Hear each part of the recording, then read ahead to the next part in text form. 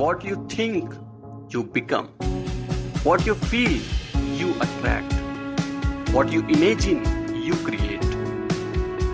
After completing 12th, हर साल लाखों students Delhi university के टॉप कॉलेज में एडमिशन लेने के लिए अप्लाई करते हैं, लेकिन हिंदू कॉलेज, वेंकटेश्वरा कॉलेज और सेंट स्टीफेंस जैसे टॉप कॉलेज में एडमिशन ज़्यादा कट ऑफ की वजह से कुछ ही स्टूडेंट्स का हो पाता है। ग्रेजुएशन पूरा करने के दौरान देश भर के लाखों छात्रों का सपना होता है आईआईटी जैम और गेट जैसे एग्जाम में अच्छी रैंक लाना, लेकिन कुछ स्टूडेंट्स का ही ये सपना पूरा हो पाता है। इसी तरह देश भर के लाखों बच्चे साइंटिस्ट बनने का सपना सजोते हैं और कुछ होनहार इस सपने को रियलिटी में कन्वर्ट कर पाते हैं। आज हम आपको मिलाते हैं बिहार के एक छोटे से कस्बे के लड़के से, जिसने अपना 12th बिहार से कंप्लीट करने के बाद दिल्ली यूनिवर्सिटी के one of the top most college Hindu college में एडमिशन लिया। उसके बाद फर्स्ट अटेम्प्ट में ही आईआईटी जैम और गेट एग्जाम क्वालिफाई किया और उसके बाद देश के प्रतिष्ठित बार्ग संगठन में साइंटिस्ट के रूप में चयनित हुआ। तो आइए जानते हैं पटना के होनहार लड़के की सक्सेस स्टोरी को उसके साथ।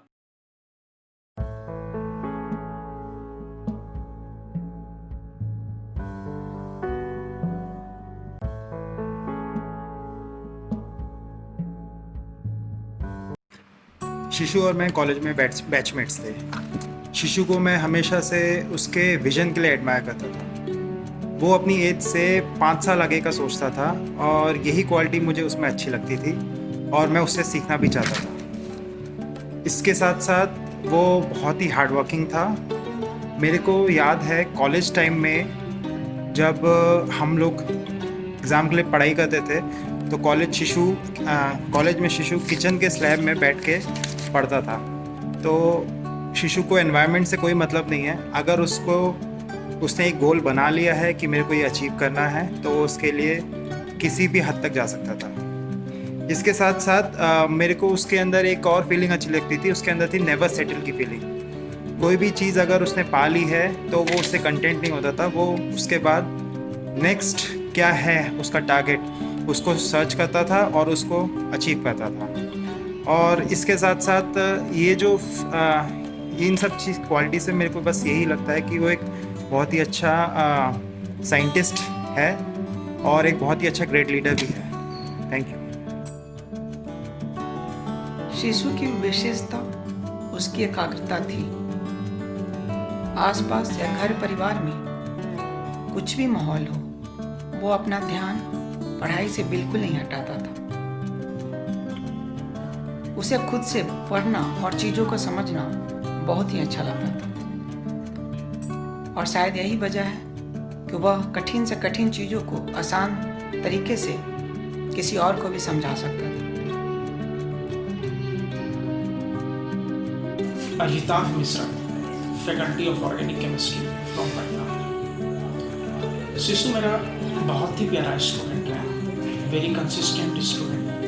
हालांकि लीजर टाइम में थोड़ा चुलबुला भी था, लेकिन घर का या आसपास का चाहे जैसा भी माहौल हो, वो अपनी कंसिस्टेंसी को कभी भी डिसरप्ट नहीं करता था। पढ़ाई में हार्ड वर्क के साथ साथ स्मार्ट वर्क करता था, क्लास को कभी लूज नहीं करता था और किसी भी कॉम्प्लेक्स टॉपिक को वो खुद से पढ़ करके दूसरों को भी आसानी से समझा देता था। हेलो मिस्टर एसके सुमन, सबसे पहले ओजस के प्लेटफॉर्म पर इंटरव्यू देने के लिए आपको धन्यवाद। हमारे व्यूअर्स आपके बारे में जानना चाहेंगे। Tell us something about you. Hello, नमस्कार। आई एम ए साइंटिस्ट और 5-7 साल पहले आप लोगों के जैसा ही एक स्टूडेंट था। मैं भी एक मिडिल क्लास फैमिली से हूँ, जहाँ पेरेंट्स अपने सारे पैसे बच्चों के एजुकेशन पे खर्च कर देते हैं। पर मैं अपने कैरियर को लेकर बहुत जिद्दी था, जल्द से जल्द इंडिपेंडेंट होना चाहता था। इसलिए मेरे कैरियर में जो भी अच्छे अपॉर्चुनिटीज आए, अच्छे कॉलेजेस आए, जैसे Hindu college, IT Bombay, BRC, उसके लिए मैं मेहनत करता गया, उसके कॉम्पिटिटिव एग्जामिनेशन निकाले, वहाँ स्टडी किया और फाइनली मैं साइंटिस्ट बन गया। आपने आईआईटी जैम में अच्छी रैंक कैसे प्राप्त की और आपने कैसे तैयारी की? जैसा कि मैंने पहले आपको बताया, मैं हर नेक्स्ट स्टेप ऑफ करियर पे सबसे बेस्ट कॉलेज में जाना चाहता था। तो जैसे ही मैंने ग्रेजुएशन में हिंदू कॉलेज में एडमिशन लिया, मैंने डिसाइड किया कि ग्रेजुएशन के बाद आईटी बॉम्बे में जाना है। फिर सेकेंड ईयर ग्रेजुएशन से मैंने पढ़ना स्टार्ट कर दिया था, एग्जामिनेशन पैटर्न और क्वेश्चन को समझना शुरू कर दिया था। मेरे एक सीनियर थे सचिन भैया, जिन्होंने आईटी क्वालिफाई किया था, उनसे मैंने एग्जामिनेशन के बारे में बात किया था। थर्ड ईयर में मैंने सारा सिलेबस कवर कर लिया था और एग्जामिनेशन के पहले मैंने रिवीजन भी किया था। इम्पॉर्टेंट ये है कि मैं बहुत पहले से डिसाइड कर लिया था कि आईटी बॉम्बे में जाना है, इसलिए मेरे पास बहुत टाइम था प्रिपरेशन के लिए। इसलिए आईआईटी जैम में मेरा अच्छा रैंक आ पाया। आईआईटी जैम के एस्पिरेंट को इस एग्ज़ाम को क्रैक करने के लिए कैसे पढ़ाई करनी चाहिए? जैसा कि आपको मैंने बताया कि आपको बहुत पहले डिसाइड करना पड़ेगा कि you want IIT Bombay and why you want it. आपके पास प्रिपरेशन के लिए टाइम कम नहीं होना चाहिए। आपको at least from the end of the first year graduation तैयारी स्टार्ट कर देनी चाहिए। Then observe closely the whole syllabus, examination pattern, question pattern and cut off marks. दो आपको सारा सिलेबस कवर करना है, पर आप उस टॉपिक से स्टार्ट करें जो आपको आता हो और पसंद हो, और जो सब्जेक्ट आपको सबसे हार्ड लगे उसको आप जरूर कवर करें, क्योंकि वो सबके लिए हार्ड है और उससे सबसे इजी क्वेश्चन आएगा, जिसे आप एक बार उस टॉपिक को पढ़कर भी बना लेंगे। सब्जेक्ट को मिक्स कर पढ़ें, इससे आप बोर नहीं होंगे। फाइनली आप 1 मंथ रिवीजन के लिए रखें before examination, after covering the syllabus twice before. इतना करने पे आई एम श्योर कि आपका आईआईटी जैम में अच्छा रैंक आ जाएगा। ज़्यादातर स्टूडेंट्स केवल आईआईटी जैम एग्ज़ाम पर ही फोकस करते हैं, लेकिन आपने काफ़ी एग्ज़ाम्स दिए हैं और उनको क्लियर भी किया। इसके बारे में कुछ बताएं। राइट, मैंने अब बहुत सारे कॉम्पिटिटिव एग्जामिनेशन क्रैक किए हैं at the level of graduation, पर आई स्टिल बिलीव कि आप एक एग्जाम को सिलेक्ट कीजिए, उसका अच्छे से प्रिपरेशन कीजिए। Generally at graduation level most of the examination के जो सिलेबस हैं वो ओवरलैप होते हैं। तो यदि आपने एक एग्जाम के लिए अच्छे से पढ़ा है और आप हर डिफरेंट कंपटीशन एग्जामिनेशन के 15-20 दिन पहले उस एग्जामिनेशन के पैटर्न के अकॉर्डिंगली आपने सारा सिलेबस को रिवीजन किया है और उसके क्वेश्चन को सॉल्व किया है, तो हाई चांस है कि आप वो कंपटीशन भी निकाल लीजिएगा। क्या आईआईटी जैम एग्जाम को बिना कोचिंग के क्रैक करना पॉसिबल है? See, it's like if you understand the syllabus and can link with the question asked in examination, and आप जानते हैं कि कहाँ से पढ़ना है, तो विदाउट कोचिंग भी आप आईआईटी जैम निकाल सकते हैं। पर यदि आपको सिलेबस एंड मटेरियल का कोई आइडिया नहीं है तो आपको कोचिंग करना जरूरी है। पर ये इम्पॉर्टेंट बात है कि आप सिर्फ कोचिंग पढ़कर आईआईटी जैम नहीं निकाल सकते, आपको कोचिंग के बाद सेल्फ स्टडी करना ही पड़ेगा। यदि आपको कोचिंग और सेल्फ स्टडी दोनों के लिए टाइम नहीं है तो सिलेक्ट सेल्फ स्टडी, आपके कंपटीशन निकालने का चांस ज्यादा होंगे। 12th पास करने के बाद स्टूडेंट अगर बाहर जाना चाहता है तो कैसे पहुंच सकता है? सी BRC साइंटिस्ट रिक्रूट करता है after B Tech for engineers and after MSc for science people every year. BRC OCS exam conduct करता है इवन थ्रू गेट एग्जाम। यदि आपका रैंक बहुत अच्छा है लाइक अंडर 50 तो आपको इंटरव्यू के लिए सिलेक्ट किया जाएगा। इंटरव्यू सबसे हार्ड होता है क्लियर करना। इसमें यदि आपने मिनिमम 1 घंटा 15 मिनट हैप्पीली एंड कॉन्फिडेंटली उनके क्वेश्चन का जवाब दे पाए तो आपके सिलेक्शन होने का चांस बहुत अच्छा है BRC में फॉर साइंटिस्ट पोजीशन। 12th के बाद साइंटिस्ट बनने के लिए क्या करना पड़ता है? फॉर बिकमिंग ए साइंटिस्ट आप उस फील्ड को सिलेक्ट करिए इसमें कि आप साइंटिस्ट बनना चाहते हैं। उसमें आप मास्टर डिग्री कीजिए आफ्टर BSc और बीटेक कीजिए। देन बहुत सारे कॉम्पिटिटिव एग्जामिनेशन हैं आफ्टर MSc और B Tech like BRC, DRDO, AERB, ICMR जो कि साइंटिफिक पोस्ट देता है after rigorous training at the level of MSc और बीटेक। और दूसरा तरीका है कि आप फिर PhD कर सकते हैं MSc के बाद और MTech के बाद। उसके बाद पोस्टडॉक कर सकते हैं और फिर आप प्रोफेसर के लिए साइंटिफिक पोजीशन के लिए किसी भी इंस्टीट्यूशन में अप्लाई कर सकते हैं। आपने अपना कैरियर पाथ कैसे डिसाइड किया? जैसा कि मैंने आपको कहा at any leap of my career मैं बेस्ट कॉलेज में होना चाहता था। उसके लिए मैंने स्टडी किया और मैंने रिसर्च कैरियर इसलिए सिलेक्ट किया क्योंकि इंडिया में अभी भी बहुत सारे चैलेंजेस है रिसर्च एंड इनोवेशन में। और मैं फर्मली बिलीव करता हूँ कि better brains in science and technology can only make India A developed country. And besides that, a working scientist is respected all over the world, irrespective of any background, religion and politics. जो मेरे को बहुत अच्छा लगता है। Science लोगों को साथ में लाता है, इसलिए मैंने साइंटिफिक फील्ड सिलेक्ट किया। आपके फ्यूचर प्लान्स क्या हैं?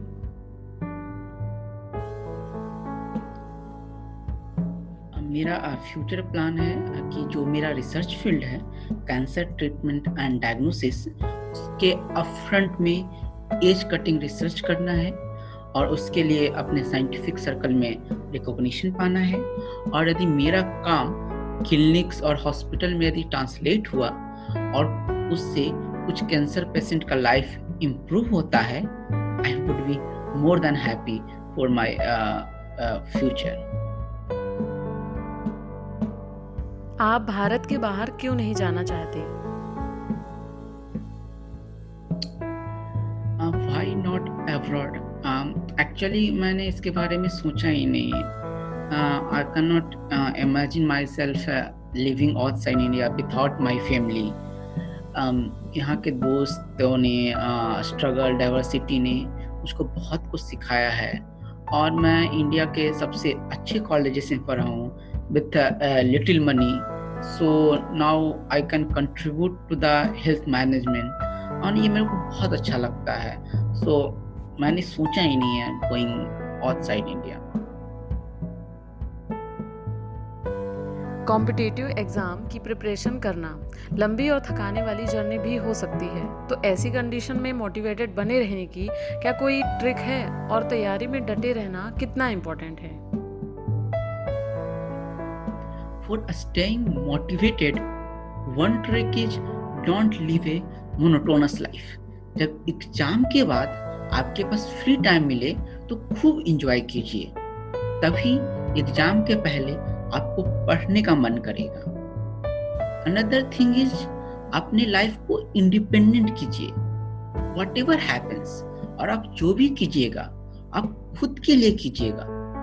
take responsibility of your own. Then only you can decide your action in the right direction.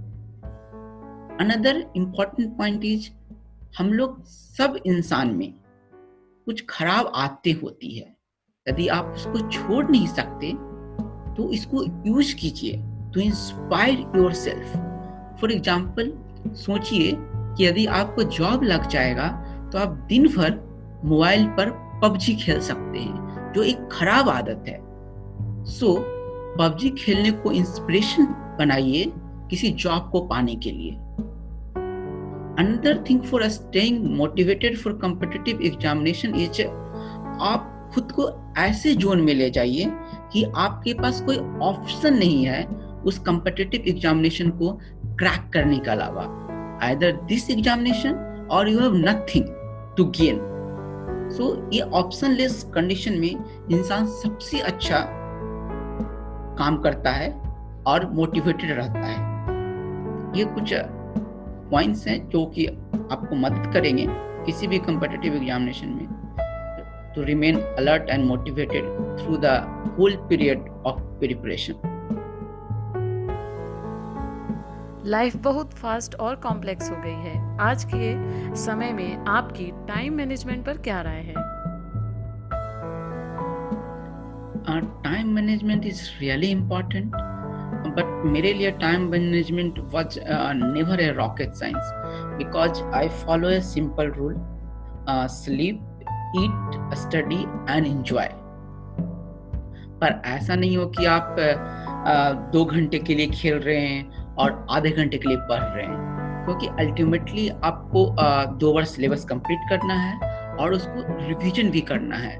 सो आपको ये देखना होगा कि आप कितना एंजॉय कर रहे हैं और कितना स्टडी कर रहे हैं. फॉर मी इट्स लाइक कि मैं 1 आवर स्टडी करता था, 5 से 10 मिनट फेसबुक चला लेता था, जो मेरा बैड हैबिट था. सो अकॉर्डिंगली आप भी अपने टाइम को इस साइकिल के around sleep, eat, study and enjoy के अराउंड मैनेज कर सकते हैं. And surely if you follow the this rule correct, you will get success. Goal set करना कितना इम्पोर्टेंट होता है? क्या हम अपने टारगेट्स मंथली, वीकली या डेली बेसिस पर बनाना चाहिए? Setting goal is very important.